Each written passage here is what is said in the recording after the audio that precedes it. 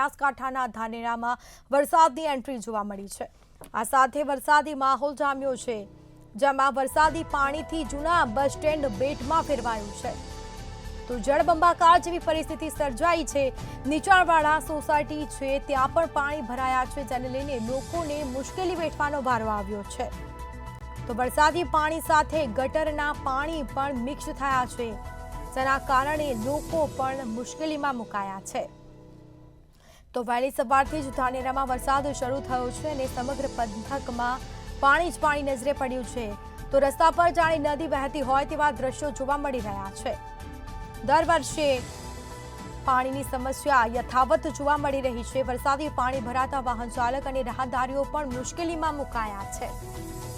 તો ઘૂંટણસમાં પાણી ભરાયા છે।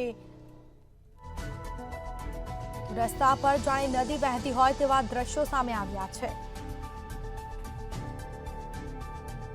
તો વધુ વિગતો સાથે સંવાદદાતા પ્રકાશ ત્રિવેદી ફોનલાઈન પર જોડાઈ ગયા છે। જી, બનાસકાંઠાના ધાનેરામાં વહેલી સવારથી વરસાદ શરૂ થયો છે, જળબંબાકાર જેવી પરિસ્થિતિ સર્જાઈ છે।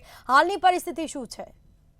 સ્મિતા, ચોક્કસથી જો વાત કરવામાં આવે તો ક્યાંક ને ક્યાંક આજ વહેલી સવારથી ધાનેરામાં ધમાકેદાર વરસાદની એન્ટ્રી થઈ હતી, જેને કારણે અનેક નીચાણવાળા વિસ્તારમાં પાણી ભરાયા હતા।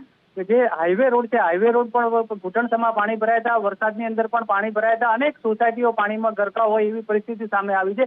વધુમાં જો વાત કરવામાં આવે તો સરકારી કચેરી એટલે કે જનસેવા કેન્દ્ર, મામલતદાર કેન્દ્ર અને તાલુકા પંચાયત આગળ પણ ઘૂંટણસમાં પાણી ભરાયા હતા, જેને કારણે અનેક વાહન ચાલકો અને રાહદારીઓ ત્રાહિમામ પોકારી ગયા હતા। દર ચોમાસે, દર વરસાદમાં આ જ પરિસ્થિતિ સામે આવી છે। નગરપાલિકાની જે કામગીરી છે માત્ર ને માત્ર કાગળ ઉપર હોવાની અહીંયા વિગતો સામે આવી રહી છે, કારણ કે હર વરસાદે અહીંયા પાણી ભરાય છે। નગરપાલિકા દ્વારા નક્કર કોઈ કામગીરી કરવામાં ના આવતો આજે ધાનેરાની જનતા ત્રાહિમામ પોકારી ગઈ છે અને ક્યાંક ને ક્યાંક વરસાદની રાહ જોતા ખેડૂતો માટે એક આ વરસાદ છે અમૃત સમાન સાબિત થશે એવું પણ કહી શકાય। જી સ્મિતા। જી બિલકુલથી તમામ જાણકારી આપવા બદલ આપનો આભાર। તો આ સાથે વરસાદી પાણી ભરાતા જૂના બસ સ્ટેન્ડ બેટમાં ફેરવાયું છે, જળબંબાકાર જેવી પરિસ્થિતિનું નિર્માણ થયું છે।